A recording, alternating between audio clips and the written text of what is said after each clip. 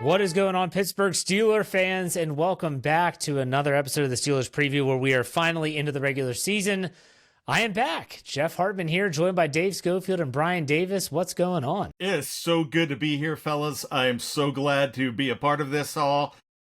I can't believe we're going into another season together. It's and you haven't killed me yet. The season is young, Bryan. The season is young. Dave Schofield, what's up? Not much, Jeff. I'm glad that you are back. It didn't seem right having to, call myself to end the show last week, having to do multiple jobs. It's good to be the triumphant trio heading into something we haven't done for a long time, and that is previewing a meaningful game. Week 1, Steelers go to MetLife Stadium to play Justin Fields and the Jets. New looks for both teams. We're going to break it down from the injury report. We have over and under in the second half, as well as predictions. And don't forget, the trivia doesn't stop. Bryan, are you having some memories for us today? I can, and that's the thing. Hey, this brain's always moving, and it can always flash back in a heartbeat. So yeah, I have no problem with that. In fact, boom, I got one. All right, good. Fantastic. Something that should have been brought to my attention yesterday. Yeah. All right, let's start off with just basic thoughts, gut reactions to this upcoming game before we dive into the injury report and all that stuff, because that's really the only news outside of the fact that the Jets have lost their guard, Vera Tucker, whatever his first name is, I don't know, for the season, reportedly with a triceps injury, so he will not be in the lineup. But Bryan, what is your gut telling you about this upcoming game on Sunday?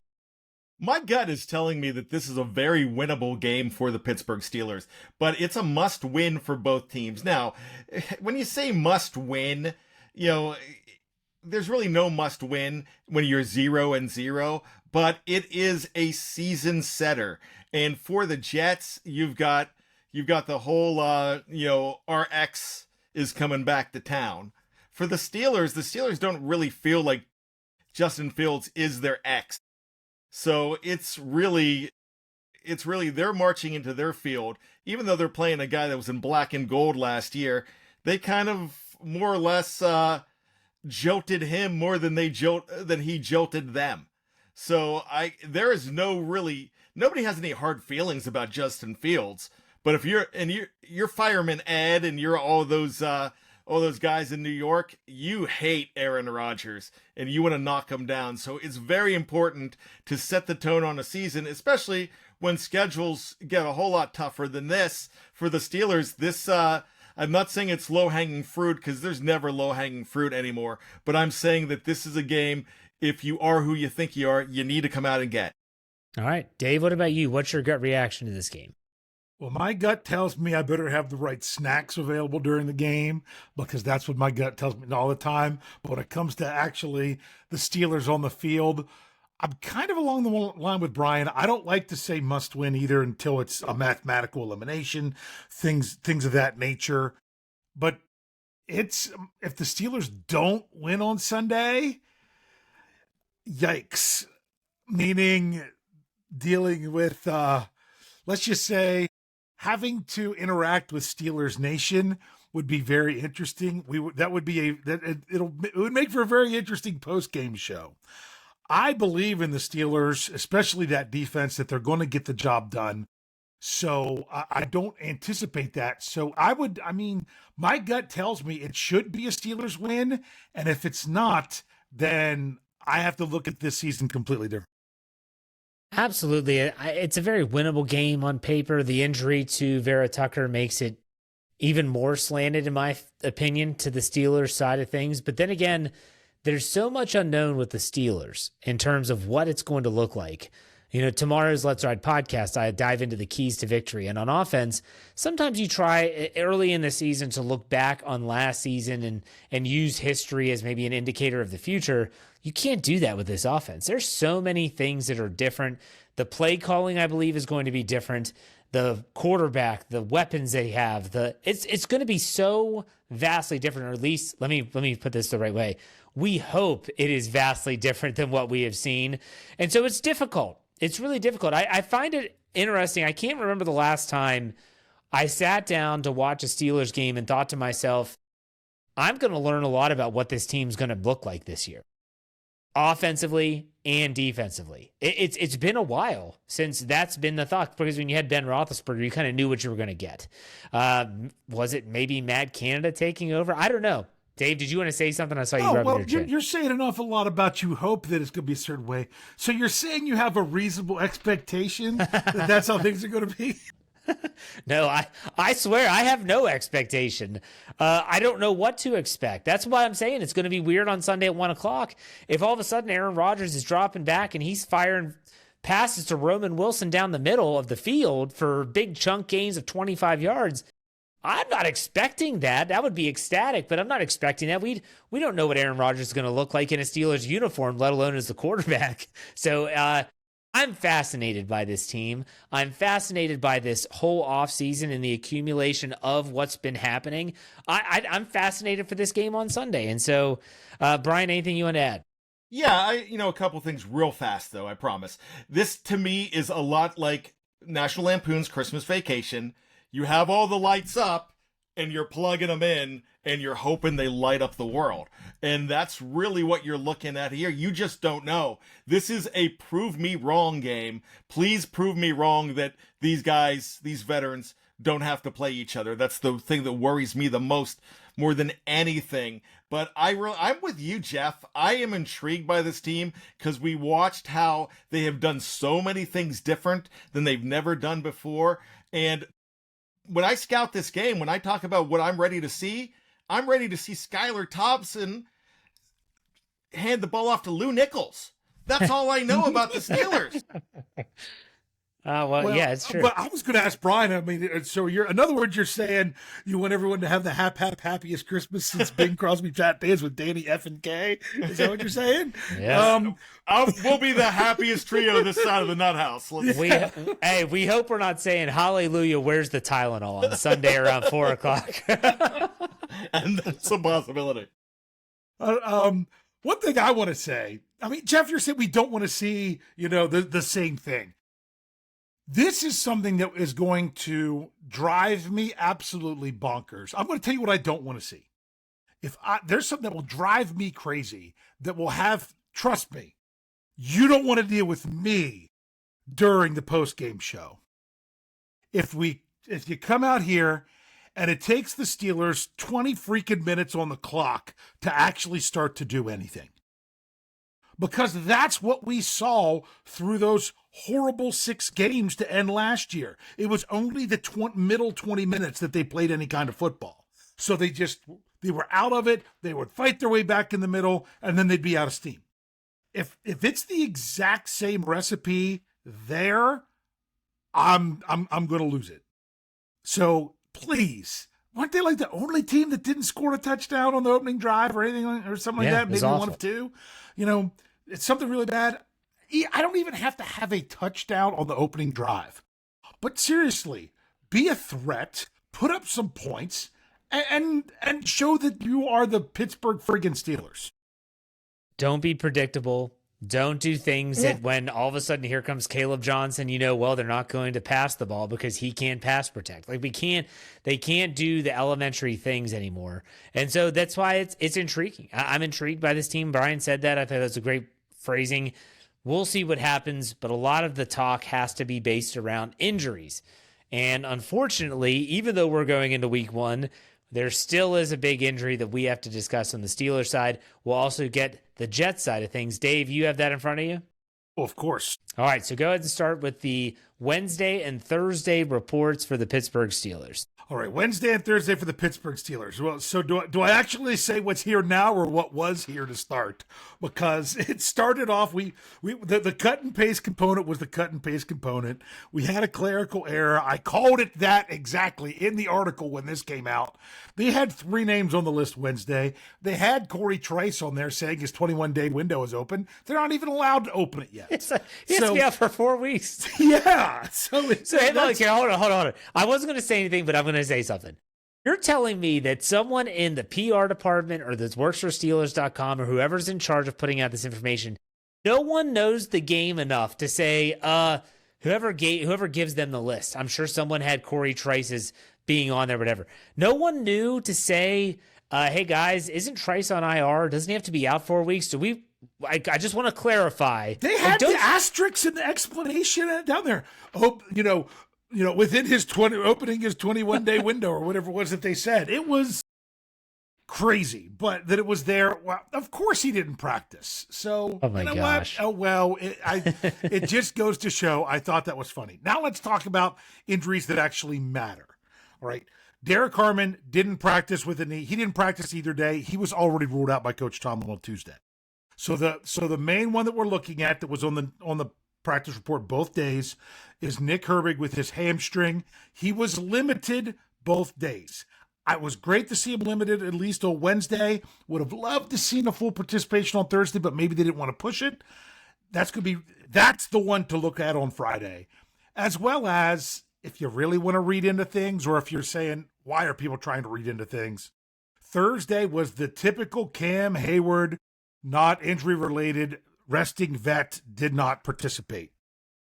That happened all last year, except in week 1. He did not rest in week 1. But the year before he did, in week 1, he took a day off. So read into it how you may. I know there's plenty of people out there saying he won't play. That's his way of starting this whole thing and bringing it off. And I don't know. I'll let you guys talk. Well, let's start with the actual injuries, because the Cam stuff is separate. Bryan, what's your take on Herbig? Herbig to me this answers the question, why don't you just get rid of Watt and go with Highsmith and Herbig? Because Herbig does not stay healthy. He's lighter. You need to have him out there because he's electric, but he is never, to me, going to be a full-time guy. He needs to be that third man in, that emergency guy that you bring in late to get a sack or two to help out. Yeah, he could really help you out, but I think I don't think that's the biggest loss for the Steelers. If you don't want to have any losses as far as that goes. You don't want to see anybody on the injury list. But if I'm seeing somebody on that defense, I'm fine. If I have to get it, I'm fine with seeing Nick Herbig on that list. I don't want to see anybody on the list. But that means that your other edge rushers, Jack Sawyer, gets a chance to grow up into this whole thing. But this also almost seems like a thing that don't worry too much until, like Dave said, tomorrow. Dave, what's your thoughts on Herbig? Yeah, here's the deal. If Herbig's out, it is, like Bryan says, it is not the end of the world. What that's going to actually do is put more pressure on TJ Watt and Alex Highsmith to play more snaps than you might want them playing in week 1. But if those guys didn't play in the preseason, so they should be ready. Hopefully, that's what we get with TJ Watt, like we did in 2021. But if you really want to know what's going on with Herbig, there's 3 options tomorrow. Tomorrow, he's either going to be a full participant and no injury designation, and you're like, yeah, he's playing. He's going to be either limited or not participating, and they say that he's ruled out, and he's not playing. Or the most likely thing I think we're going to see is that he's either limited or full, but listed as questionable. And then what you're going to learn from that is, well, when do we know if he's going to play or not? The biggest indication then will be on Saturday. If the Steelers elevate to Marvin Leal, chances are that means that Herbig's not going to go. If they don't make an elevation, I just assume then that he would. There's a possibility that he could. Malik Harrison was getting reps in practice Thursday at outside linebacker. He played outside linebacker for the Ravens at times, so they're thinking that he might be able to fill in as needed if needed. I'm going to go out on a limb and say that I don't think Herbig plays. And I'm kind of a part of me hopes he doesn't play. Because the one thing that you can't have, and Bryan, you alluded to this already, if this guy last season lost chunks of the season, I mean, he missed like 5 games, came back, gets hurt again. If you want that to be that good second rotational line of pass rushers, he's got to be available. Unless he's 100% and he says, Coach, I'm good. And the fact that he's been limited the last 2 days tells me he's not 100%. I would rather them hold him out, be healthy, and then not have to worry about it in the long term. But if he's full on Friday, and if he's questionable, I would lean more towards him actually playing. But if he's limited again, I would say he's not playing, and I kind of hope he doesn't play. Dave, what do you think? Well, here's what I think the deal was with Harrison. I think if Harrison, if they were prepping him to possibly play outside, that tells me it's leaning towards Herbig playing. Because if Herbig wasn't playing, they knew they'd be bringing up somebody else, and you've got your 4. If you lean towards Herbig playing and then he goes down in game, then you make sure you have one other guy that can fill in. Yeah, that's true. That's a good point. Didn't think about it that way. Go ahead, Bryan. Real quick, this Harrison thing Malik Harrison makes me think of maybe 10 years ago with Arthur Moats being able to do both. That's a good parallel. And if you have somebody like that, then that is a benefit to your team. Hey, the more you can do, the more your chances are to get on the field. Absolutely. Arthur Moats, the career killer of Brett Favre. He's the guy that ended his streak. But anyways, that's neither here nor there. Let's talk about, before we get to, I do want to talk about Cam, but we're going to do that after the injury report. So let's go to the Jet side of things. All right, Jet side of things. So what we had the same 4 names both days. You've got Elijah Vera Tucker with the triceps, didn't practice either day. It's already, the Jets head coach already said he's going to be out for the season. He said that today. So I look for them to move him to IR on Saturday. You had backup quarterback Tyrod Taylor what's interesting was, well, no, I'm looking at this backwards. He was limited on Wednesday, but then he was full on Thursday. Same with cornerback Sauce Gardner with a fibula. Was limited on Wednesday, full on Thursday. And ruining my original trivia for tonight is good old Chuksa Okorafor. Didn't practice with a hand injury on Wednesday, was limited on Thursday. I love when those bones get tweaked or something, like a fibula.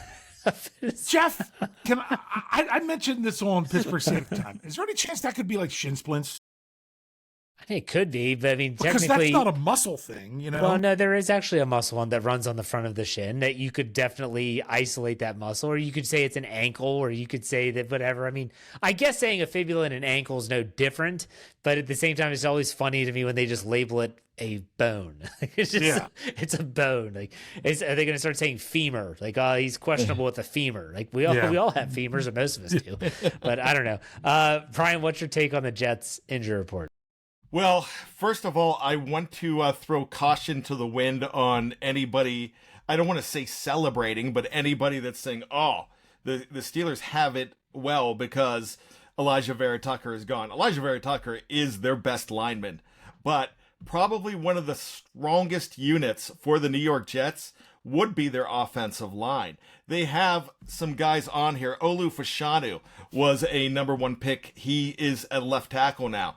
Now, their number 1 pick this year, Armand Membo. He is a beast from the University of Missouri. He was their number 1 pick, and they picked him fairly high. He's now stepping in as right tackle. Backing him up is Chooks.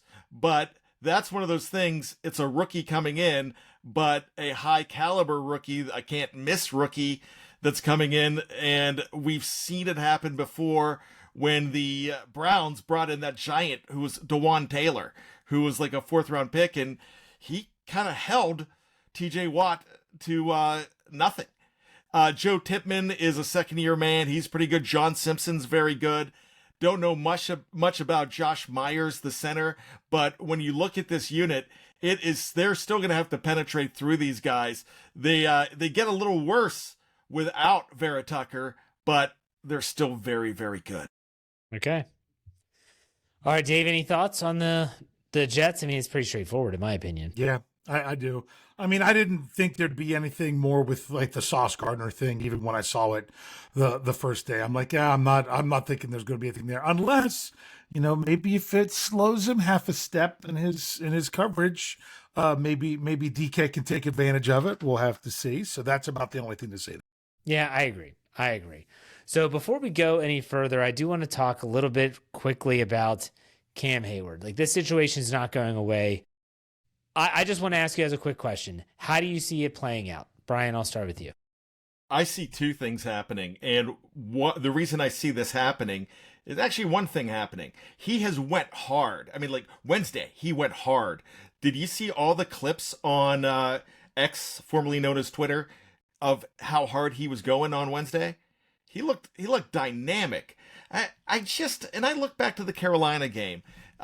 Derek Harmon gets hurt, and who's he in between? He's in between TJ Watt and Cam Heyward. Cam wants his money. I just don't think that, I don't think he's going to skip, but there's a part of me, and we have seen it before, and I think we've seen it with Cam 10 to 12 years ago when he got his new deal. It was around 10 years ago. I believe it was, he got a new deal on Sunday morning.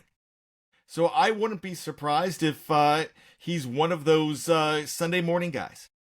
Yeah, maybe. Dave, what about you? How do you see it playing out? Well, it's difficult because here's what you got to remind Cam. This is what it might come down to. Like, hey, we'll bump some money from next year up to this year if that's going to really make you happy because you did have a really nice year last year. But when you look at it, for those that are looking at the list on like over the cap of the AAV, the average annual value, or average per year that they call it someplace, the APY, if they bring that forward, that doesn't change that number one bit. He's still going to be ranked number 22 or whatever it is that he's at because all it is money from next year, this year.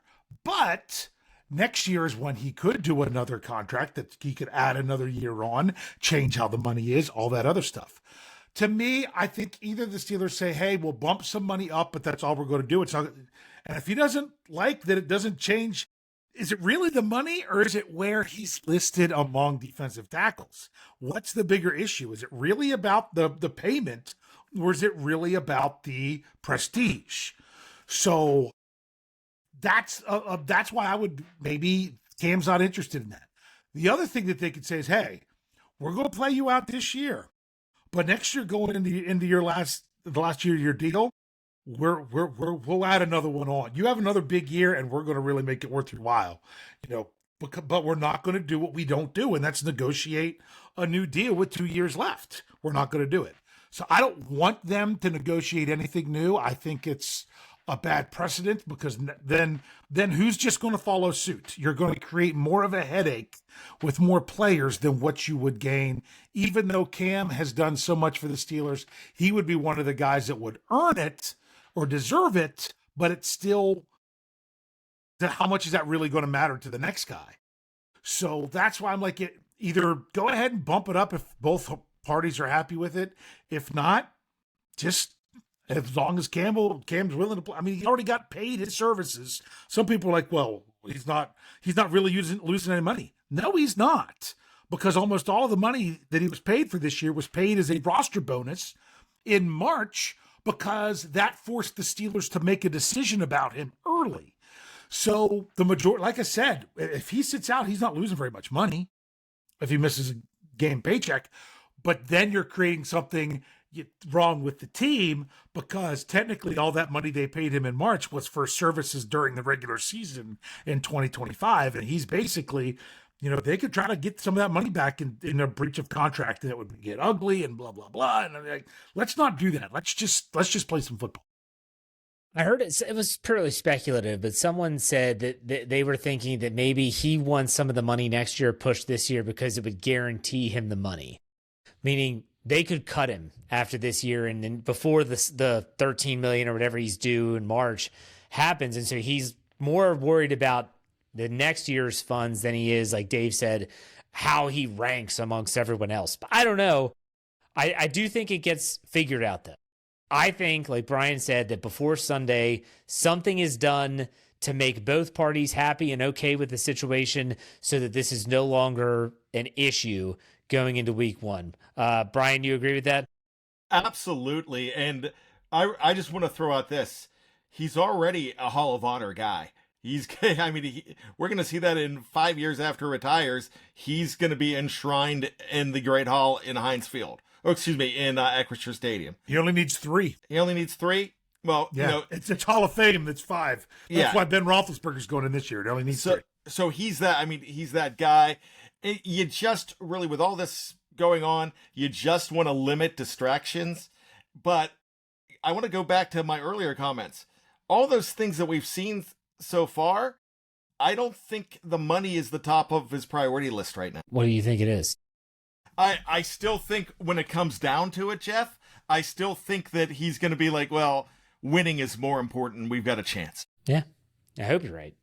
I hope you're right. So, all right, real quick, let's do keys to victory. Just a couple keys, offense, defense, what you think is going to hopefully turn the tide the Steelers' favor. Let's start with offense. We'll go around the horn, then we'll do defense. Bryan, I'll let you go first. All right, Mr. T.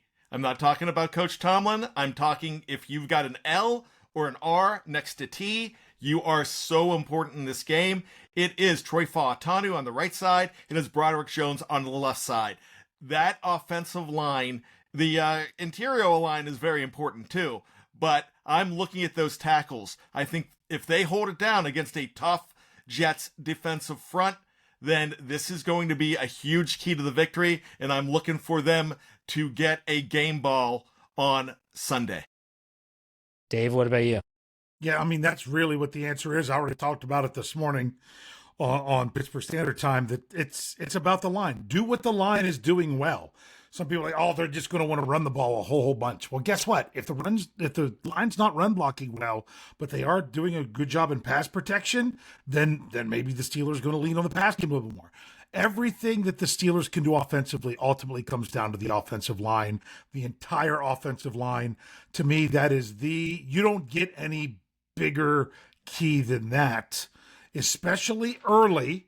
And I think that's really the answer for the whole season. I want to say that I want to see this team attack the middle of the field. And that's something that Arthur Smith brought up this week during his press conference. And I do believe this. The Pittsburgh Steelers have an offense that is set up for mismatches.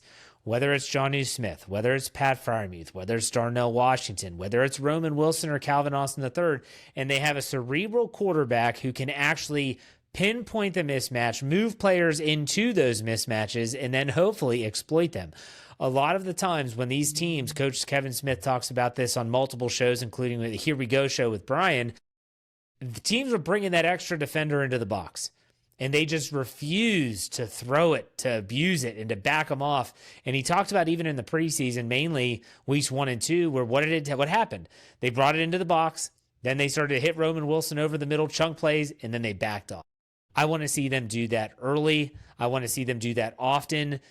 That can be a huge dictator of how the running game does as well. If you get that extra defender so you have a numbers advantage, I want to see them attack the middle of the field. Please, for the love of all things holy, attack the middle of the field. Jeff, Dave. Wasn't it in week 1 last year that there wasn't like a single pass thrown beyond 5 or 7 yards in the middle of the field? It was the complete U shape, and they asked Coach Tomlin, and it was the whole, well, they got that Jesse Bates guy over there. We got to avoid it. I mean, I'm sorry. Sometimes you just have to do stuff. I get it at some point, but it's like you can always say, well, they have a good player on the other side. I mean, I thought they were nameless gray faces is what they were. So which is it? Go out there and stop playing scared that you're going to turn the ball over by going. All right, let's go defensive now. Bryan, what do you think for defensive keys? 2 things. Don't get cute. And 1, stop the run. Of course, you're going to be making sure that Justin Fields doesn't kill you. But if you could bottle up that run, they don't really have the passing game that is going to kill you. Okay. Dave, defensive key? I'm going to go with a player. And that player for me is Patrick Queen. We didn't see him very much in the preseason. We don't know if he's going to, I'd say continue to grow from how it was last year, because the last thing we saw Patrick Queen was him getting how many IVs in a playoff game that he did not, that he probably shouldn't have even been out there on the field.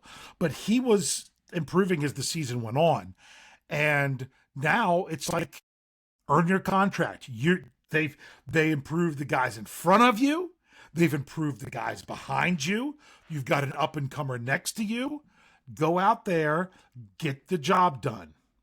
If the Jets are going to run all over the Steelers, part of the problem is going to be Patrick Queen. If they're able to stop the run, part of that solution is going to be Patrick Queen.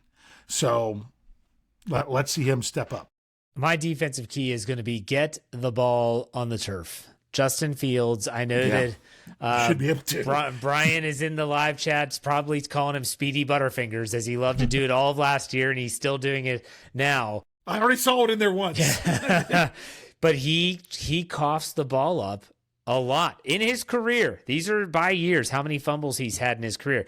Rookie year 12, second year 16, third year 10, last season 6 fumbles. So the guy will put the ball on the turf. I'm telling TJ Watt, I'm telling Jalen Ramsey, while you're taking him to the ground, peanut punch the hell out of that ball and try to get it loose, because you know he's going to be carrying the ball a lot. He can be loose with the ball, and then hopefully the ball bounces the Steelers' way once it's on the turf. But they're due for some turnovers for sure. All right, we're going to take a quick break. When we come back after the break, we're going to dive into over-under. We're going to do our score predictions. We'll do some read super chats. Oh, we got some super chats. We'll do that right after the break. If you're watching live anywhere, don't go anywhere. We're not going anywhere. For those on the audio side, we'll be right back after this. All right, we are back. Second half of the Steelers Preview Podcast. Dave, you said we have some super chats? Yes, we've got a couple. All right, go for it. So here we go. First off, sorry we can't bring them up on the screen, but $5 into the tip jar from one Captain Underpants. Nice. That says, here we go. And then in all caps, Steelers going to the Super Bowl. Said, so excited that this is an actual preview. How is everybody feeling? And importantly, is everybody ready? I am ready. I actually told my wife today, I can't believe the Steelers played this weekend, because you go so long without anything. And then all of a sudden it's like, it's back. I'm glad it's back. I'm ready. I'm sure you are, Dave. Oh, yeah, and here's what's crazy. I'm like, oh, man, I can't wait to have an actual injury report. On day 2, I was already annoyed by having to do the injury report. So that did not, the joy of that did not last long. So we've got $5 more into the tip jar from Steelers Fan 69, if you're ready for it. Yes. Okay? This says, Dave Friendly. Once I went for a job interview to be the 4th band member of AHA, but they refused to take on me or take me on. Okay. Then he also said, what did the Knights in White sat in? That was all. That was the end of it. Knights in White sat Knights in. in White sat in, yeah. Moody Blues. Yeah, absolutely. reference. Yeah, absolutely. Those are good. Thank you all for the tips. We do appreciate it. I'm sure that, Dave, you're going to have a workout when we get to the post-game show with those super chats. That's going to be I'm sure. That's why I really like this to get straightened out by that time, but it doesn't. It's not going to happen. All right.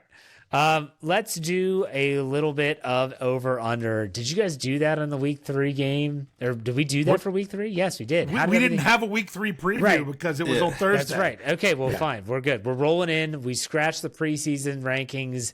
We're starting fresh. We have 6 over-underers. Who won them? I think they were even because I won the first week, and I think in the next week we were all exactly flipped, and where I was last.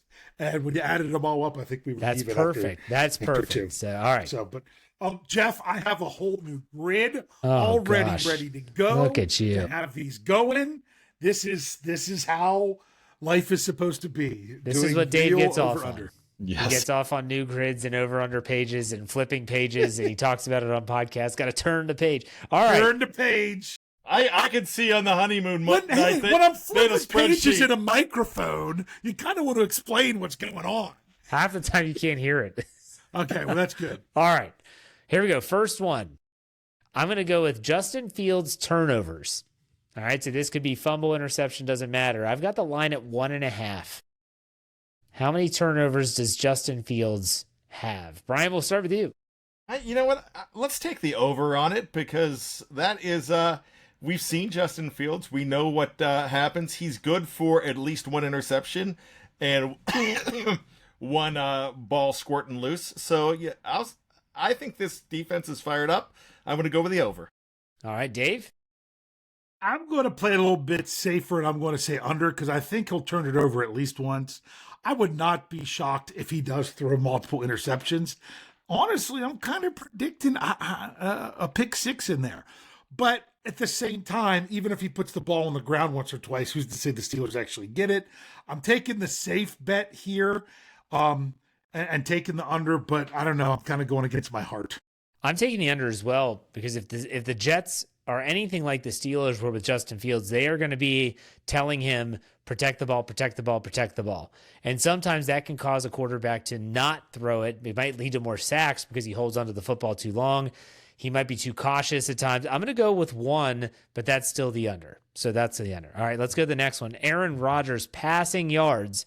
Again, I'm flying blind here. I've got no indicators to go off of. I'm not looking at the Jets stuff from last year. I'm going to go with 225.5. Bryan, do you think that's over? Ooh, gosh, that's really good, Jeff. Let's go slightly over with maybe 230, somewhere around there. I think it's possible. All right, Dave?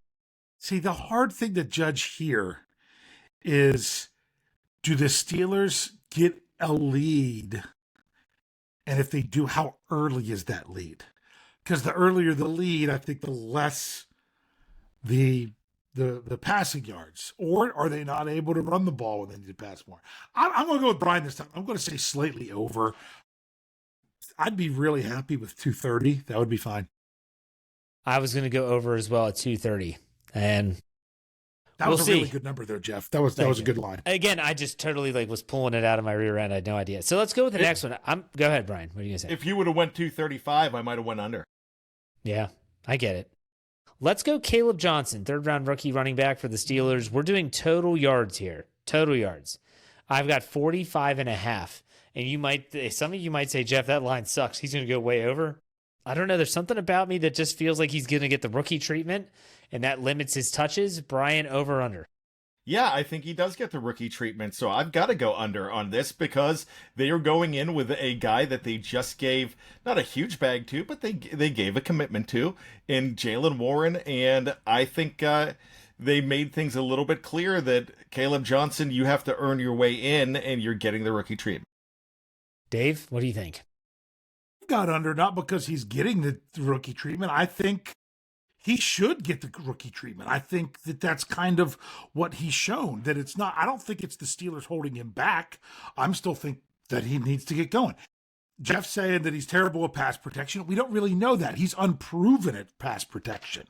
So we'll have to see if that's something he can do. And if he can't, it's a tell every time he comes out. Hey, I don't care if they go jumbo package 3.5 yard and they bring him on the field.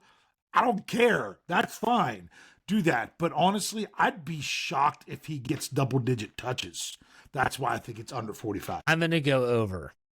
I think that he's going to have a reception or two that might put him over this 45.5. I don't necessarily remember total yards. I might not think it's all rushing yards. He also has the speed to break one if he gets a hole. So we'll see. Wishful thinking. I'm taking the over.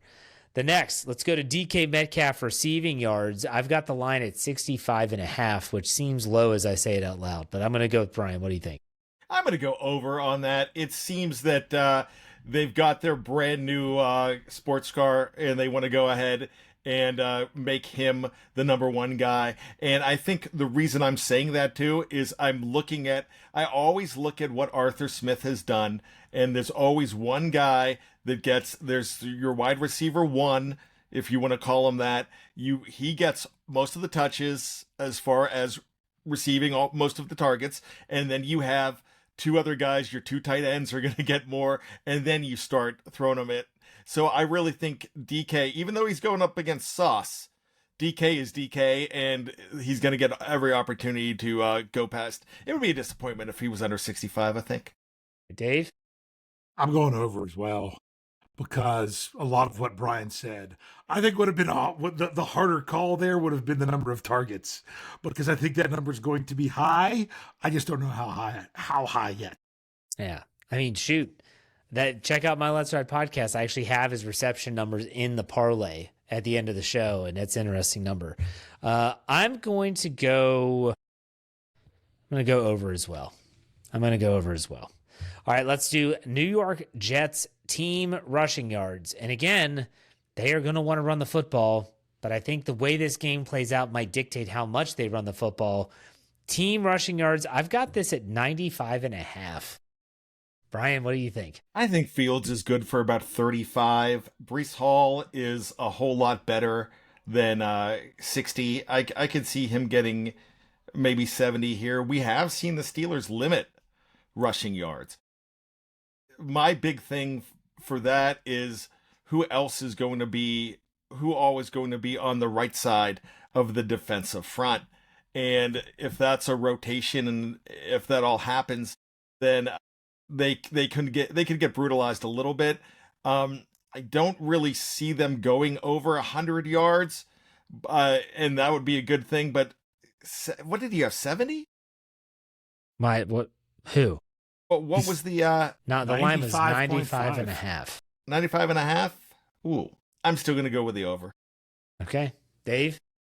This is all contingent on Cam Heyward playing, which that's really in my heart believe that. I'm going under.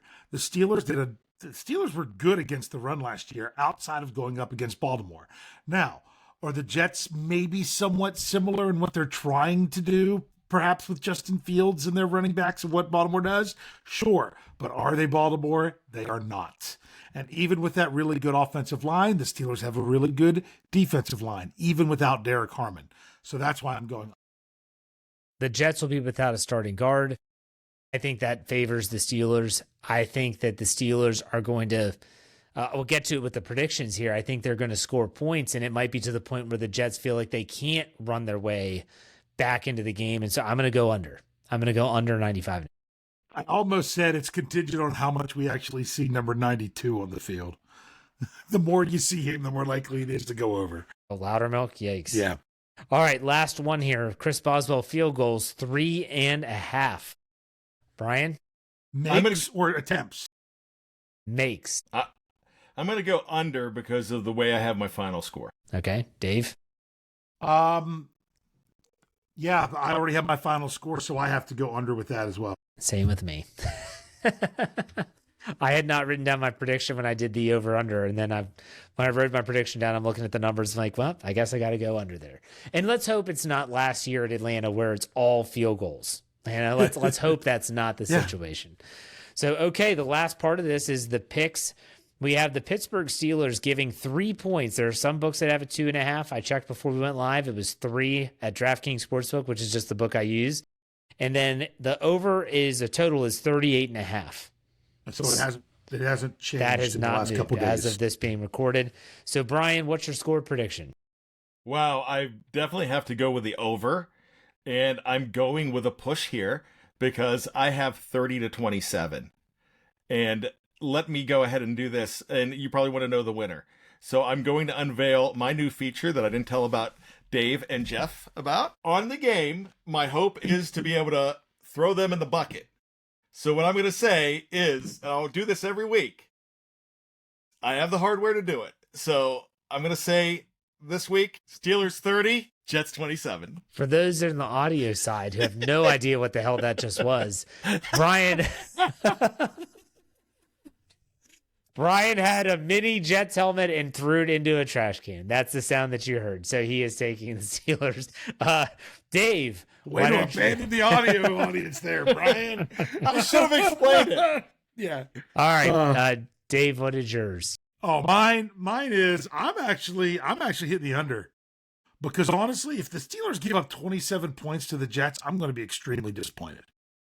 That is not what this team was built for through this offseason, is to give up that many points to a team that I feel is a lot like the Steelers. They only have one receiver and then a lot of other options of who's going to be the guy that gets the yards.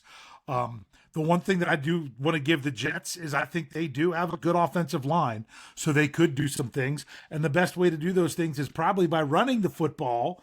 But when you run the football a lot, that doesn't equal a high-scoring game necessarily. I've got the Steelers winning this one comfortably, 27-10. All right. I like that. And Bryan, barely in. Oh, 3.5. That's why okay, so you have them at 3 field goals. I was going to say. All right. Almost, my 3 looked like a 2 under the Boswell line, so I almost called Bryan out. All right, I thought it was the reason I said push was because I thought No. I I'm talking about Boswell's field goals, and I was Okay. looking at your total. So, yeah. All right. I could see this game being a 2-score game in the fourth quarter and then field goal is made by the Jets to make it look a little bit closer. I've got the Steelers winning. I've got them covering, and I've got the over with the final score of Pittsburgh 24, the New York Jets 17. So I like the Steelers on the road.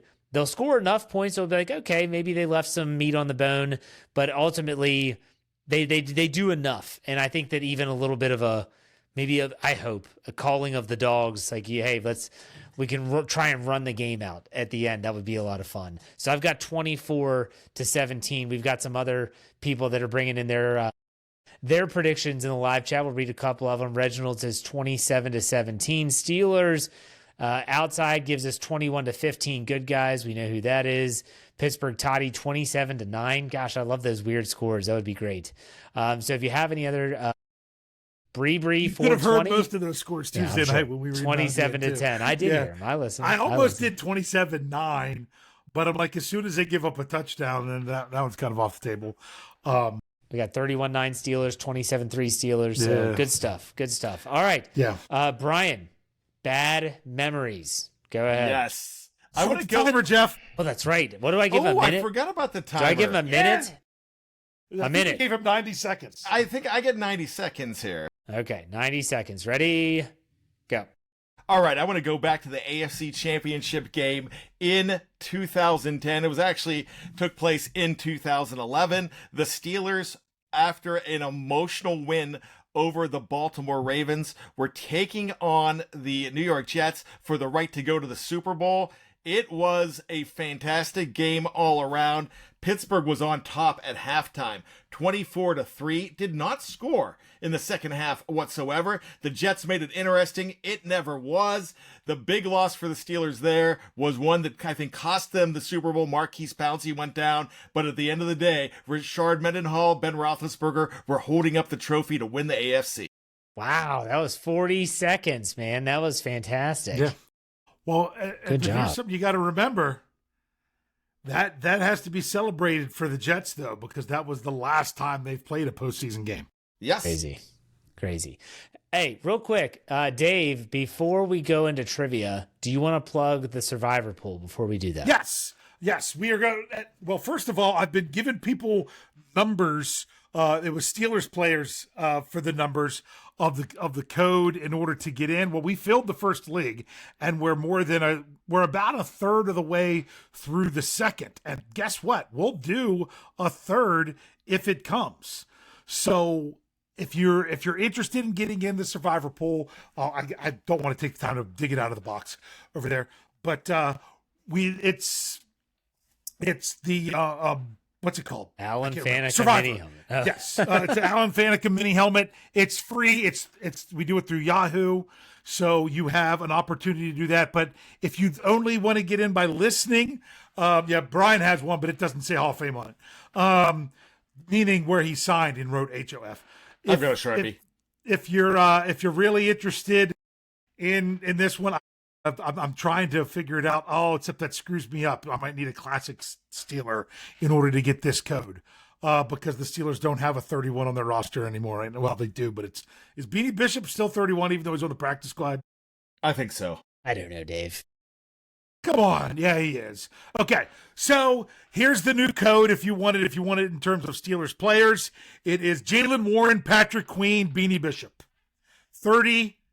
So 30631. Password is Steel Curtain, all lowercase, all one word. I will put the direct link that all you have to do is click it and you're entered if you're signed into Yahoo in the description of this YouTube video. It's in the description of last week's. It wasn't there right away. I didn't get it right away. And it's the new one that are in these descriptions. Even the old shows that I put the link in, I updated the link to the new league. You can get there. It's fun. It's free. If you want to pick tonight's game, you would have to get signed up and make that pick before the game tonight. But the deadline to make picks and the deadline for the league itself is Sunday at 1:00. No, you can't try to come in and pick a 4:00 game or the Sunday night game or the Monday night game, Bryan. It's got to be done by Sunday at 1:00. I love it. I think it took longer to do that than it did for the bad memories. So, yeah. I didn't time you, but that's okay. Yeah. Okay. All right. That's good. Get in the league. Bryan, get in the league. I got in the first one, and I actually made my pick, so we're in. Same here. Okay, let's do some trivia, Dave. What we got? Okay, well, I wanted to originally do who is on the Jets roster that has played for the Steelers, because everyone should have realized Justin Fields, because the big shocker, not big shocker, was going to be Chooks Okorafor, because Jeff, even you chimed into our Slack channel. Man, Chooks is still not. I had to get Greg with that this morning for Pittsburgh Standard Time. That most people didn't realize that Chooks actually, after quitting on the Patriots last year, did come back. And what would have also been intriguing was they have someone on their practice squad that played for the Steelers, and that was Michael Walker, or McCall Walker, however you say it. So instead, I'm doing this. But Aaron Rodgers and Justin Fields, as long as they both take a snap on Sunday, they will be the 5th and 6th players to have played quarterback for both the Steelers and the Jets. Who are the other 4? I know Neil O'Donnell. Neil O'Donnell. Steelers and the Jets. Byron Leftwich? No. He didn't play for the Jets. Watch what you say under your breath, Jeff. That's usually me. Gosh, darn it. So there's really? 3. I thought this was going to be easy. 3 other. We have 3 more? Yeah. And they are not pre-merger. They're all post-merger. And there's been 3, right? There's been 4 total, so you got 3 left. Come on, Bryan. My brain's been off. I'm forgetting first names. And so of the ones that are left, 2 of them were Steelers and then Jets. One of them was Jets and then Steelers. Michael Vick. John gave us that in the super. In Michael Vick was Jets then Steelers. He was 2014 with the Jets, 2015 with the Steelers. The other 2 were both Steelers first. Thank you, John, by the way. Bobby Brister? Bobby Brister. Come on, guys. You need the quarterbacks of my youth. He played for the Jets in 1995. He was 1-3. He had 4 touchdowns to 8 interceptions, and he had an AV value on Pro Football Reference of -4. What a Bobby Brister stat line right there. So not good with the Jets. I will tell you this: the other quarterback for the Steelers only appeared in 1 game for the Jets. Ben Roethlisberger. No. After being the Steelers quarterback for several years, he spent 1 year in San Diego before his final game. That was Mark Malone's. I was about to say Mark Malone, but I didn't know it. Final game was with the New York Jets. I thought you guys were going to get that so fast. I had more. Wow, and you guys had that slow. Because my next thing is, I'm like, what if we only went back 5 years, back through 2020? Can you name? There are 8 players that have played for both the Jets and Steelers in the 2020 season or later, that had to play for both of them since 2020. Like, for example, Le'Veon Bell, not him, because he played for the Jets in 2020, but he only played for the Steelers through 2017. There are 8 players who have played for both teams since 2020. Does Brandon Nichols count? Brandon Nichols count? He hasn't played for the Steelers yet. Okay. There was another. So Justin Fields doesn't count. Aaron Rodgers doesn't count. Yeah. There was another defensive back that ended up Mouton. No, he ended up with. They liked him in Baltimore. Arthur Millette. Arthur Millette. There's one. Mouton is not right. Mouton. Oh, who was there was another defense? Elijah Riley. Didn't he play? Elijah Riley. There's 2. How many are there left? There's 6 left. Oh, good God. See, I keep on going to like Jericho Cotchery, which is well before 2020. Yeah. Way before 2020. James Ferrier is the same thing. Yeah. You can't use him. Okay, I'll give you a hint that'll help with 2 of them. One of them was via trade in the first year of this, 2020, and another was via trade in the last year of this, 2024. Played for both teams the same year because they were traded. Mike Williams. Yeah. And you don't was he remember... traded from the Steelers to the? No, you don't remember who the Steelers acquired from the Jets at the trade deadline in 2020? Oh yeah. Linebacker. He was a linebacker. Hardly ever played. I can't remember his name, but I know he was a linebacker, and as soon as you say it, I'm going to be, ah! Any guess, Jeff? Avery Williamson. Never would have gotten that in a You I never million would have years. got that? Never. No. There's a couple here that are difficult. There's 4 left. One was a running back that came to the Steelers in 2021 after being with the Jets in 2020. That Jeff struggled with saying his name properly. That's a long list. French name? It wasn't Ballage. Kalen Balaj? Balage. I would have never gotten that one. Okay. My God, I'm bad at this. One here would have been Jerry Maguire was an ambassador of this, although it's spelled different. Quan Williamson. Not Williamson. Quan Alexander. Juan Alexander. I liked Quan Alexander. Yep. Here's one that played 17 games for the Steelers in 2023 before spending all season on IR in 2024. We talked about this last name a lot earlier this show. Come on, his brother is. We talked about all the punch during the beginning of the show. Herbig. Yes. Nate Herbig. Nate Yes. Herbig. Yes. There's one you're not going to get. Wasn't the there, last like- one you're not going to get?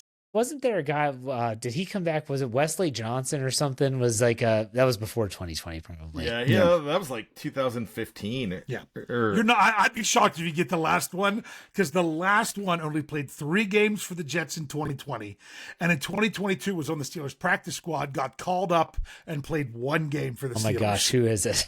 The name was, as a defensive back, his name was Quincy Wilson. Yeah. There you go. Yeah. So I have one more, but we've gone over a lot of time. How many players is it? It's 4. Jeez, what's the criteria? There are 4 players who played for both the Steelers and the Jets that played over 100 games for the Steelers. This should be easier. James Ferrier. James Ferrier Le'Veon Bell? did not play 100 games for the Steelers, believe it or not. He only played 62. What about What about O'Donnell? He started for a while, but not 100. was Chemo Van Olhoffen? That's a really good guess. He played 95 games for the Steelers. Goodness. But that's a great one, Brian. I'm so glad you got it. What about, there's some offensive linemen in around 96. Actually, in 98. Roger Duffy. That's actually a name that's on here. That's further down. He only played 50-some games for the Steelers. We mentioned this one earlier, right after Brian's bad memories before we started trivia. Jericho Cotchery. Le'Veon, no, I don't know. Why don't you tell me? I don't know, seriously, it's like movie phone. Contest. Alan Faneca. It's number 1. Man, Well, I that thought was a these would be promo. easy. That's not a mention. That's a promo. There's a difference. So Alan Faneca was 1 with 100, with the most games for the Steelers, who also played for the Jets. Ferrier, he was 154 games. There's 3 of them that were over 150. The third one was over 150. I don't know if you'd get this. It was Robin Cole, because he played a year for the Jets. And the other one, who was over 124, is actually more well known for leveling a young aspiring journalist photographer on the sideline before this person joined us on this podcast. Joined us on this podcast? Come on, Brian, who ran you over on the sidelines? Boy, Dwight Stone! Yes! I love Dwight. He's talking about you, Brian, not me. Yeah. When he said aspiring journalist, I wasn't even thinking about me. At the time, you were an aspiring journalist. Yeah, I was. I could call Dwight Stone up right now and he'd be like, hey! He's a nice dude. Yeah. So, there's been a lot of players that played for both teams. The Santonio Holmes, the Plaxico Burris, a bunch of guys like that. It's crazy. Yeah, that's true. So, Brian's out of it, so let's do final thoughts. Brian, it is Thursday night. The Steelers play on Sunday at 1 p.m. They're playing the Jets at MetLife. I'm going to try to give you as much information as possible. 1 o'clock kickoff. Go ahead. Black and gold, ladies and gentlemen, this is what you've asked for. You've asked for the Steelers to do something different. They have. Now, you've asked them to make it work, and that's what we don't know about. And it's going to be interesting. I expect the Steelers to start off slow, because I think there is synchronicity problems. And I'm not talking about the 1983 #1 album from The Police. But what I think the problem is going to be is knocking the rust off. So you might want to go ahead and start this game around 1:45, and you might actually have a more enjoyable time. I think the Steelers are going to win this game, but you're going to be complaining and shaking your head early. Your thoughts early in the game will differ from the end of the game. Like I said, it's not going to be a cakewalk for the Steelers. I expect them to win. I hope they win. But all I know is they're going to take some time getting to it. Thoughts, Dave? Yeah, well, first I want to say, I don't know if I just didn't notice it earlier, but the fact that we're actually getting people's real names on YouTube right now, where YouTube switched that back, that's actually pretty nice. It's good to see that back again. So the live chat, some people that I couldn't figure out who you were based on the weird stuff that they had there of your usernames instead. This is great. All I'm going to say is this: I'm so excited about this game. I'm already starting to lose sleep because of anticipation of this game. So I can only imagine what Saturday night's going to be. I just hope to see everybody back here for the post-game show, and I just want to be happy and smiling and waving our towels. That's what I'm hoping for. It's the first of 17. It's all we get that's all we're guaranteed, I should say. So let's enjoy them while they come. Absolutely. It's been a good Steelers preview. We will be back on the post-game show. Make sure you check out all of our audio-only shows, like my Let's Ride podcast tomorrow morning, Friday morning. Just search Steel Curtain Network wherever you get your podcasts. You also check Dave's Pittsburgh Standard Time that ran Thursday morning, Bryan's Here We Go show and Bad Language earlier in the week. Check us all out there wherever you get your podcasts. But that does it. That's a wrap. Dave, why don't you send us out? Hey. We will see you on the post.